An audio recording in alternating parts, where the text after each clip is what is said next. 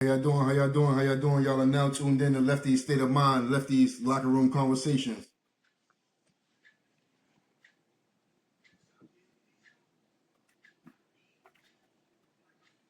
We got a special guest here today, man. Today we got Quan DAVILA. How you feeling, man? What's going on, brother? How you doing? What's the deal? Everything's good. Everything's good. It's good seeing you, man. It's been a long time, man. Hey, it's been a few years. It's been a few years for sure. Yes, sir. I see you still moving and grooving, know what I'm saying? Punching them punching bags, you know what I'm saying? Getting it going. Yeah, I still got that fire. I ain't leave yet. That's what I'm talking about, man.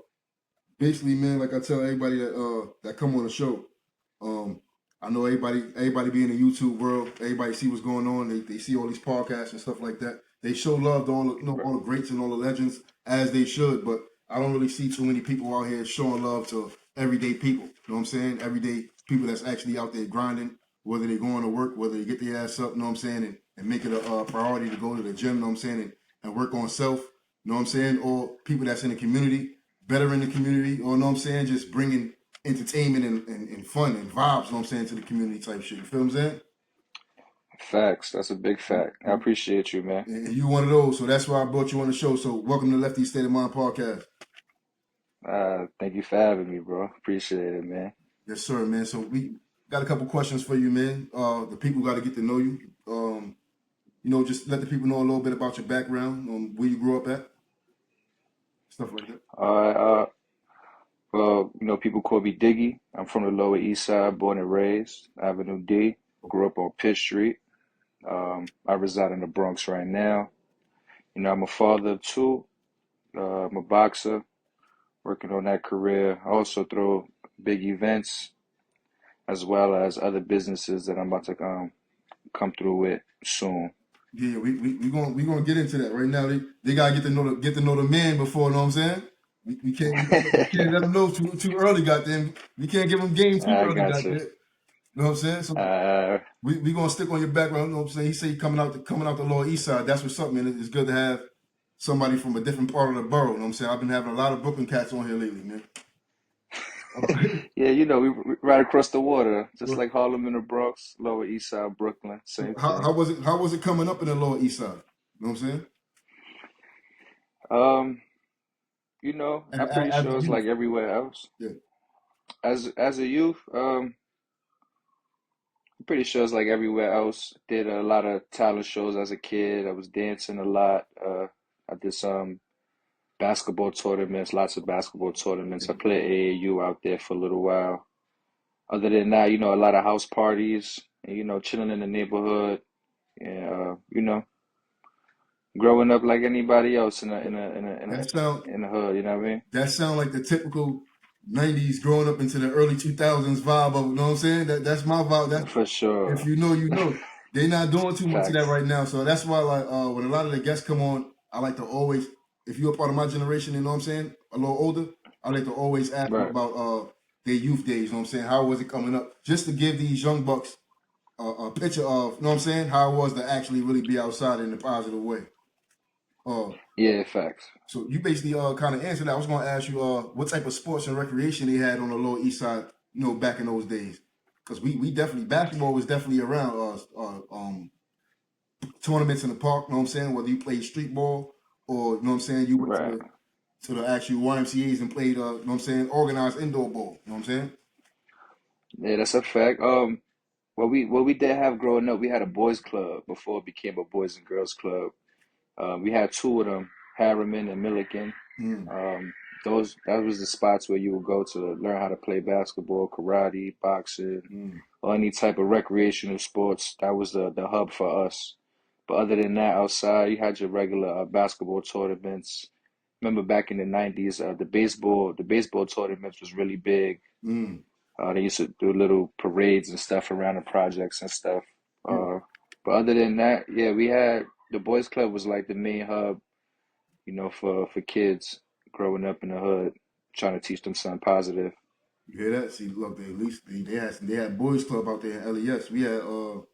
We did have that yellow school bus come and pick us up every Saturday for Yogi Bear, you know what I'm saying? Oh, we had Yogi Bear too. Word. Yeah, that's a fact. That's back when our parents forced us out the crib Saturday morning. Yeah, bus outside. Hurry up! Don't miss that bus. If you know, you know.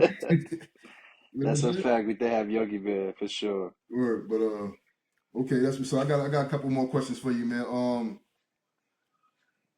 That pretty much asked. I was gonna ask you what was available to the youth around that time.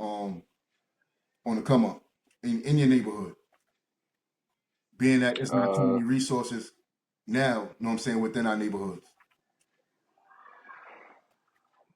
what we had available when I was young, growing up, we had a lot of after school programs Mm, that also had recreational stuff as far as like dancing, nice. and which is most important that, is not really like shined upon now. We had a lot of sex educational classes too, No, that's a fact. to teach the youth We how to actually had it. protect themselves and stuff. We actually had it inside the schools. You know what I'm saying? Middle school and stuff like Yep, that. We that's a did go to fact. school. So that's a fact. Yeah. Okay. Other than that, yeah, it's not too many after school programs now. It was definitely a lot growing up. That was kind of the safe haven for kids, just to stay out the street, to stay out of trouble. That's what's up. That's what's up. So, I well, I also want to give a shout out to Bo. Well, God rest his soul. He's not with us right now, but he was definitely somebody who took a lot of at-risk kids, mm, such as myself and other people around the neighborhood. He started an AAU program, and he would take us to different states to play basketball, give us that, NBA feel and that independent feel, how it feels to do something positive, play, and also enjoy yourself. And also, most importantly, get out the neighborhood and show us that there's more to life than just a 5 block radius. that's a fact. Shouts out to Bo. Yes, sir. And you know what? I'm gonna build on that. That's a fact. We definitely had that on the come up because I remember not only in New York when I moved to VA, didn't know too many people, but we went outside and tried to find friends within the neighborhood and stuff like that. Bumped into a couple that Right. played ball, and then we go to the parks within VA playing basketball. Of course, we play with the older heads, and one of the guys was actually a coach on the other side of town. You know what I'm saying? And when he Mm. seen me and my other cat Quani, shouts out to Quani, he said, "Yo, Shouts to Corny. yeah." He said, "Yo, can y'all move around? Like, can I talk to your moms and see if I can bring y'all to the YMCA? You know what I'm saying? To the gym, and you know what I'm saying, and basically get y'all on or something." And he was one of them guys that if you didn't have transportation, he'll pull up to the crib. You know what I'm saying? Pick y'all up, pick us up, take us to the gym. We practice whatever. We got Fire. games. You know what I'm saying? He takes us to the games, and then he drop us back off to the crib. So shouts out to Bo. And shouts out, I forgot the dude name, but shouts out to him and anybody that's willing to, take these risks and help out the youth. Right, right. Shout out to him, man. That's what we need. It's not enough, a lot of male figures are left, you know what I mean? So for him to be a mentor and pick you up and stuff like that and drop you off and vice versa from my side, Right. I think that's what the youth needs today. Right. I guess they would call him an OG. I mean, it is what it is. So, with that being said, Right. what inspired you to start boxing? Boxing was actually one of the first sports I tried in a boys' club before I picked up a basketball. Um, I was doing that for a minute. I had my first fight there. I had got a silver medal. I lost to a kid with a little bit more experience. I forgot his name, but not too shortly after that, they had discontinued the boxing program, so they moved it out and put a karate program in there. So being that that was removed, I just started playing basketball for a little while. But boxing was one of the first sports I've actually tried as a kid. That's what's up. I mean, most that's really not too many people's first option when they first step in the game. Usually, like you said, is the main shit, basketball, Yeah, football, stuff like that. That's what's up. right, right. Who was your influences within the boxing game on the come up when you was like, you know what I'm saying, trying to study styles and stuff like that and come up within your own? To be honest, when I first started boxing, I didn't really know anything about boxing or the fighters. I probably just knew like Mike Tyson and Muhammad Ali, but there was one person who kind of stuck out to me back in I want to say the 90s maybe. I could be wrong, but I remember in my neighborhood they used to put the projector up on like the big any empty wall. Specifically, we had a supermarket, and I think Tito Trinidad was fighting Oscar De La Hoya, and that was one of my first fights I ever like really tuned in Yeah. and to see. So Tito Trinidad and Oscar De La Hoya was probably like my two main people who I knew besides Tyson and Muhammad Ali. Nah, I mean, that's what's up, and that's kind of falling into my next couple questions because those is definitely legendary fighters. I was gonna ask you to Facts. describe your fighting style. My fighting style, I watch a lot of Terry Norris now. Definitely Terrence Crawford, a little bit of Javante Davis, and a little bit of Marvin Hagler too. I try to put that all in one. Have you anybody ever have you ever watched Winky Wright? Winky Wright? Yeah, yeah, of course. You, I know Winky Wright. you It's crazy. I was, remind you know what I'm saying when I watch you certain times you know what I'm saying you're sparring or just you're fighting, you kind of remind me of him with the way you shift in your move type shit. So oh, I appreciate that. kind of I got to study tune his into him. old videos because y'all kind of got the same, you know what I'm saying? Right, right. I'm looking to that. Winky Wright. He's definitely an OG too in the game Definitely a for legend. sure. Um, Yes, sir. that segues into what was your favorite era in boxing? My favorite era in boxing. Now that I'm much older and I'm looking at the game now, opposed to how it used to be, I would say like the 80s going into the 90s were the best fought the best. You know, there was no cherry picking. It was they just wanted to prove to themselves that, you know, who's a real champion, who's the number one fighter out here. So I like that era. It's got to have more heart and they wasn't scared to showcase their skills and take an L. That's a fact, man. And that goes not only for boxing, that goes for all sports. You know what I'm saying? A lot of it is just watered down. It is what it is. You know what I'm saying? You just gotta Yeah, yeah, that's a fact. you got to bring the heart back into these sports, man. Um, Yes, sir. any upcoming fights? With that being said, I see you working. You know what I'm saying? So anything in the making? Yeah. I'm supposed to have something March 4th or March 8th, but it may be postponed to like April. You know, I'm still working on the medical and seeing what type of fights I could get outside of New York State. It's a lot of fighters that's available like in Tennessee or Ohio area. So I'm talking to the coach right now to see what's going on with that. But other than that, I'm just staying sharp, staying in shape, being Always prepared for anything. gotta stay ready. So you ain't got to get ready, man. Yep, you know the vibes. Before we get off the this boxing segment, you know what I'm saying? Because this guy's a jack of all trades. I got one more question before we get off the segment. Explain Yes, to the sir. youth, you know what I'm saying, the steps it take to start their amateur career. You know what I'm saying? Somebody that just if they sitting in their crib right now and they just watching, you know, old videos of Floyd, you know what I'm saying? They just say, you know what, or they getting bullied or whatever the situation is, and they say, you know what, I want to take this to another level. Explain the steps it takes, you know, to start an amateur career in the boxing and leading on to, you know, trying to become a pro. Uh, um, My best advice I could give to you is, you know, believe in yourself. It starts with yourself first. You know, if you could see yourself doing it, then, you know, get up and definitely give it a try, give it 110%. Stay consistent, stay focused, and be open to learn. You know, uh, learning is definitely the number one tool, especially if you want to be a boxer. And it would definitely develop a lot of discipline, which will help you even go further in your career if that's really what you want to do. Drop the But jump on believing them. in yourself. What's the sacrifices it take to survive in the game? That's something they definitely need to know. Need to know. And you kind of like a vet, you know what I'm saying, within the game to let these young cats know. Right. In my personal experiences, you know, the sacrifices I had to make was like not going out a lot, not hanging out with the people that you normally would hang out with, not doing the stuff that you normally would do on an everyday basis. Right. You know, boxing is a lifestyle. It's not something you play. You feel me? So yeah, you know, definitely sometimes it may get in the way of work or your 9 to 5. It may get in the way of family time and stuff like that. But like I was said, leading off, you guys got to believe it. You know what I'm saying? It definitely will work out. as long as you do the sacrifices and make the necessary sacrifices. Fact.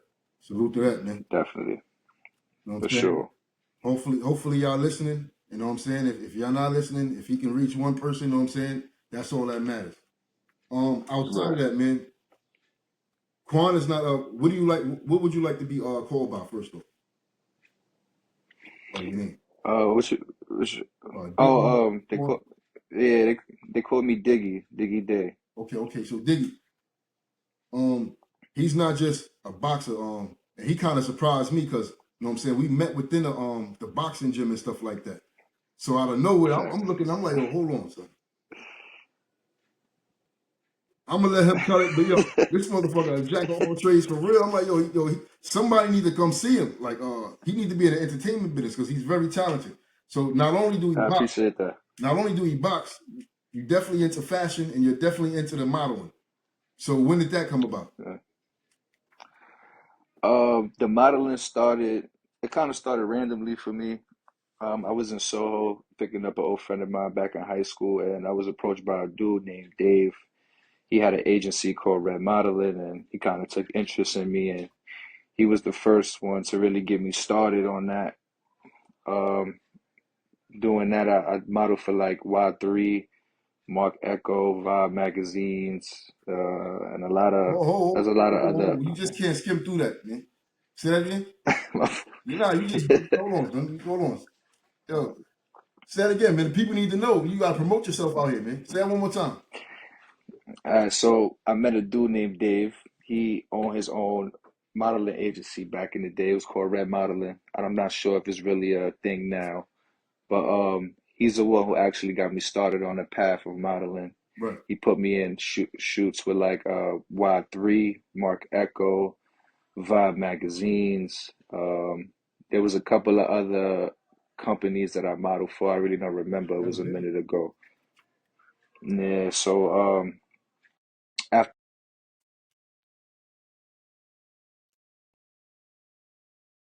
Hold on. You went mute for a minute, man. You went mute. my pops. I hear you, man. You gave me Yes, my sir. full ass. Okay. So after that, I got introduced to another company called HBA Hub by Air. I don't know if they're really a big company now, but they definitely was in like the early 2000s. Okay. Um, I did some modeling for them. I was actually their first model to model some of their products and clothing. That was also a stepping stone for me as well. And then other than that, I just started to just go independently and just started to take my own pictures here and there. That's what's up, man. With that being said, this is how I know. This is how I know my guys are. See, look, you got some people that's just because you born in the '70s, don't mean you was a part of the '70s. Just because you was born in the '80s, don't mean you was a part of the '80s. You're part of the 80s. Just That's a because you fact. was born in the '90s, don't mean you was a part of Hmm. the '90s. That don't mean you was going outside, going to these parties, getting dubs. That don't mean you was really Yeah, outside in nah. these parks and these on different blocks going to these block parties. Or know what I'm saying? That don't mean you. Yo, listen. With that being said, man, because if you know, you know. Hmm. What made you come Right. up with the idea to have Bronx Nick in the Bronx, nigga? To be honest, That first off, I'm always hold think. on, time out. That's big because yo, you just scamming through all this shit like it's regular. First off, if you know, you know. We already know the legendary Freaknik that goes down in Atlanta back in the days in the early '90s, late '80s, and stuff like that within the colleges. But Right. to bring it into to New York, to have a Bronx Nick within a certain borough in New York, I never knew nothing about that. I never heard of it to happen within a borough. So what made you come up with that, and how did you come up with that? Um, to be honest, I'm always thinking about new ventures and I'm always thinking about business besides boxing. And, how can I recreate, like reinvent my brand and keep it going and also connect with the people. I was watching the Freak Nick documentary in my man's crib and my mind just started working. I was like, yo, you know what? What if we could bring that up here to New York for our culture and our generation, for the generation that don't know what don't know what Freak Nick was or never heard of what a Freak Nick was because it just wasn't. Just because the name was Freak Nick also had a lot of positive components into it too, Right. especially for the colleges, bringing a lot of black people together Right. and keeping it positive and stuff like that. So I just came up with Bronx Nick. I've been coming to the Bronx a lot. I live here now. I lived here when I was a kid as well. My oldest son is born here. Okay. So I was just started thinking like, you know what if we could recreate that in a more networking and diverse cultural way to where we could get people to come out, sell their stuff if they vendors or they make products. Also, even if you don't want to sell stuff, this is like a nice place to come out, enjoy yourself, network, get to know people, and make it something big like Summer Jam or Coachella, something like that. That's kind of the vision I have for it when I came up with the name Bronx Nick and started to imply the positive components. Right. That's real big, man. That's like cause you know New York is legendary for our block parties and stuff like that. But to have something Oh like that, you know what yeah, I'm saying? I seen it the first year. It was smooth the first year, you know what I'm saying? So it's like, yo, why not having a second year? You know what? It's gonna keep going. The more y'all do it, the more big it's gonna get. And you never know how far this shit gonna go. You know what I'm saying? People gonna be flying in from all over the place to come to New York for a Bronx Nick. Get a feel of that New York vibe. yeah. That's Mhm. definitely the vision. Even vendors, I'm trying to get people from overseas that takes interest in it. If you want to fly from Amsterdam, you want to fly from Africa to come rock with us and sell your product or just come for the festivities. Right. Shout out to my boy Biggs, he's the DJ, and my cousin East, he's the sales representative of that. Shout out So to Big. we got a lot of we got a lot of events coming up, but Bronx Nigga was definitely the first, and it's definitely going to be an annual thing for sure. It gotta be. That's what's up, man. Shouts out to Biggs again, man. With that being Appreciate said, that. with you speaking on your cousin Biggs, let the people know because you can't, you know what I'm saying? People have the drive, you know what I'm saying? People have the hustle. But let people know how important it is to have a team. You know what I'm saying? How important is it to have a team Def when you're doing these things? it's definitely important to have a team, but most important is you got to have the individuals who move within the team. You know what I'm saying? They definitely got to believe in the vision, and definitely got to be a good leader. You know what I'm saying? And you gotta take the lead on a lot of things. But having a team is definitely very important because you could do but so much by yourself, but with a team, you could get much much further. But I'm asking you that because, the youth, and not only the youth, just somebody need to hear that because, it's a lot of things going on in the world today, negative and positive, but we definitely need to bring unity back, teamwork back, you know what I'm saying? Partying back. We Mm. need to bring that whole vibe back, you know what I'm saying? All that back. So that's why it's definitely beautiful that you're Yeah, bringing that to, within the borough and within the towns and inviting all the love, the vendors, you know what I'm saying? It's just everybody to come through and show love and have a good time. yeah, for sure. That's what it's all about, man. Like you said, there's a lot of negativity going around, and I want to just be that positive vibe to bring people together to know that you know what, we ain't even got to be on some rah rah stuff all the time. Facts. It could be chill. We could get some money. At the end of the day, everything is for the kids. You got to give the youth a different outlook because they walk outside their door and they see the same thing every day in certain areas you live in.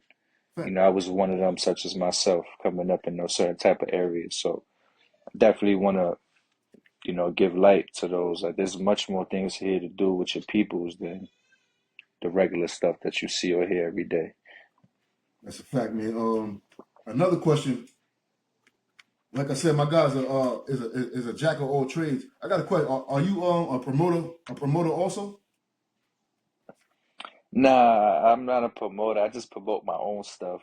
Look, see, you That's know what I'm about saying? it. Look, you gotta push all that. You know what I'm saying? All that shit is put all that in the pot, and you gonna get out here because that leads me to ask you another thing. Graphic designer, you know what I'm saying? Clothing line. Put it out there, man. Let these Yeah, people know what's going on because the clothing line is actually dope. And I'm a '90s Brooklyn nigga for real, man. I love Tim's, Army Fatigues. I love all that. You know what I'm saying? And yeah, the type facts. of drip that he have is like vintage. If you're a vintage '90s niggas, you know it's a lot of vintage cross coloring going on. You know what I'm saying? And you know it's just Hmm. like it's just a lot of flavor within it. So promote that clothing line, man. Let them know what type of brands you got going on. Well, right now I'm working on a adult clothing line and definitely a clothing line for kids. You know, the kids is called Super Soul. Okay, The message in that is like, well, what's your superpower to make you fly high? Keeps you up there, right, keeps you inspiring people. You know, that's the message I want to send to the kids. right. And as far as the adults, I got a line called Loner.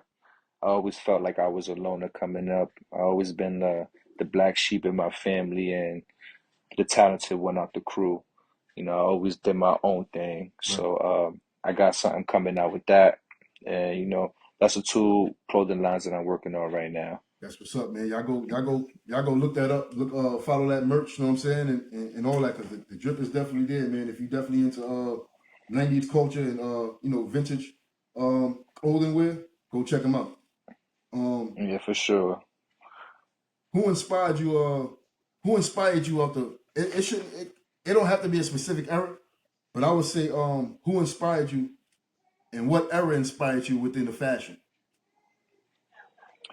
I would say as far as the fashion, definitely the 90s. Okay, You know, the 90s was the golden era, not just for the music, not just for the fashion, the music, the movies, the culture, everything. But who definitely inspired me to start selling clothing as well as doing other ventures was Nipsey Hussle. I really looked up to his philanthropy and how he connected everything. that's what's up, man. Um, Yeah. with that being said, hip hop wise, you know what I'm saying? You already established it's '90s and that's it. So hip hop wise, little bit of the late you know what 80s. I'm It saying? had a little flavor. You know what I'm saying? You know what I'm saying? But Hip hop wise, who inspired you? Whether it's groups, single artists, you know what I'm saying? The creativity wise, you know what I'm saying? Just all that good shit within the '90s. within the 90s, uh, you know, he going through some shit now, but definitely Bad Boy. Okay. Bad Boy was definitely a Wow. lot in my household. Hold on. Time out. You don't have to. You don't listen. I'm a '90s hip hop Brooklyn head for real. Listen, let me tell you something. Copy. I don't care what Diddy going through, nigga. Bad Boy was a part of the '90s. It Yeah, wasn't no yeah. '90s hip hop without Bad Boy. Stop it, Five. Yeah, It that's a wouldn't be fact. no That's a '90s fact. hip hop without Death Row or Bad Boy. Period. What he Yeah, got yeah. going on You're absolutely on right. his personal side, that's cool. But when we talking about the '90s, you can't take that away from him. And Yeah, that yeah, goes no, for I'm not any taking that away artist. You from know what him. I'm saying? So yeah, you said Um, Bad Boy. Who else? Bad Boy, I grew up listening to a lot of Mary J. Blige. My mom used to bump her Yep, 24/7. Of course, you know, 112, yep. the Locks, DMX. You know, the main people. As far as the fashion, um, I always like I say they all kind of had the same swag, but everybody had their own style in the 90s. That's what I liked about the 90s. Everybody had their own thing. Nobody looked the same. Right. Um, just that baggy style, you know, mixing it up, not just wearing the whole brand, you know what I'm saying? Like they would have pieces of different clothing lines and stuff like that, or if not, something that they made of themselves, you Right. know, to represent themselves. Damn right. Okay. So man, that was that basically sums up everything, man. You definitely did some good promotion. You know what I'm saying? Let the people know what to do. As far as the Bronx Nick, let the people know know what I'm saying, the dates and the times and the vibes. That is definitely that is going to be going down. I know it's in June. Yes, so Bronx NIK is going to be June 7th. If you in the Bronx, it's going to be in Crotona Park. It starts at 2 and it's over at 9. If you're a vendor, please contact me ASAP so I can send you the information so that you could be a part of the festivities. If you just want to be a part of the festivities and you don't want to sell no merch or product, the event is free. You know, come, bring your people, bring your neighborhood, and bring peace and positivity, man. We trying to put on for an annual thing to where it could be a safe haven and also a big networking event as well. Yes, sir. Yes, sir. Before we get up out of here, man, I like to ask all my guests before they leave. Very important question that the world need to hear. How can we bring the youth back together? First question: how can we bring the youth back together? Um, what will it take for the youth to be children again? You know, actual kids again. And Mm, how can we get them to listen to us as far as like, you know, as they pair, you know, because like I tell everybody else within my age group, we're old enough to chill amongst the old heads, the OGs and the middle ages, and we're young enough to, you hmm chill amongst the YNs and have them comfortable enough to share, you know, share things with us and you know come to us and talk to us and vice versa type thing. So how Right. can we contribute in those departments? I'll say first off, I believe people lean towards people who's themselves. You know, they're not trying to be like other people, Right. and you know they also spreading the message. As far as you know, kids being kids, I think more after school programs. You know, more boys and girls clubs, more Yogi Bear. You know what I'm saying? More educational classes Right. or after school programs, talent shows, Yes. stuff to keep them busy so they don't grow up too fast. You know what I'm saying? What was the third question? Um, and just basically getting them to you know, listen to us. If not listen, you know, keep it in the back of their mind and at least have a conscience within them, have you within them within their conscience. You know what I'm saying? Getting them to listen again, you know, Oh, because all that is gone. So, you know, like I said, we're old sure. enough and young enough to reach them in a certain way that the elders can't, which is their Right, moms, their right, right. fathers, their uncles. You know what I'm saying? I would say, well, what I do is, I show recognition. You know, Mm. I remind them of who they are and that you could be doing other things out here rather than, the other things out That was a here. You big one. feel what I'm saying? You just said a mouthful. Recognition. You know what I'm Yeah, saying? recognize them, show them that you see them and they could be more and they could do more. You feel me? Just plant that little seed or a little brick every time you come across them. You know you're always gonna have your favorite ones and that could, you teach them and then hopefully it'll trickle down the line and they can teach the others and it can keep going. That's a fact. And we're gonna leave it at that. And with that being said, like I said, he said a big one. He said recognition, and recognition falls in line with love, showing them love and Hmm. compassion. Because you know, out right now, all we see is straight savage, demon time. We ain't never heard those shits in the Right. '90s at all. You know what I'm saying? We never heard demon time. I wasn't a thing. You say, hey, Listen, man, listen, you get your ass whooped. Grandma gonna whoop your ass. Demon time in my house. That's the devil.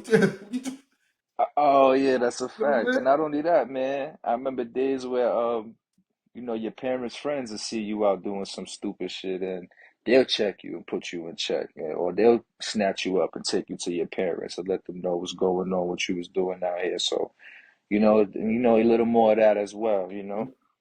And yo, you know what? We're gonna leave it at that, man. It was a hell of an interview, man. It was first off, it was nice seeing you. You know what I'm saying? I You wish you too, bro. Thank you. nothing but the best and prosper in everything that you do. You know what I'm saying? And keep shining light within the neighborhood and your family and within the world, man. Lefty's State of Mind podcast, Lefty's Locker Room Conversations. Quan DAVILA. Yes, sir. Hold it Appreciate you, down, my big brother. bro. Thank you for having me. Yes, sir. Yes, sir.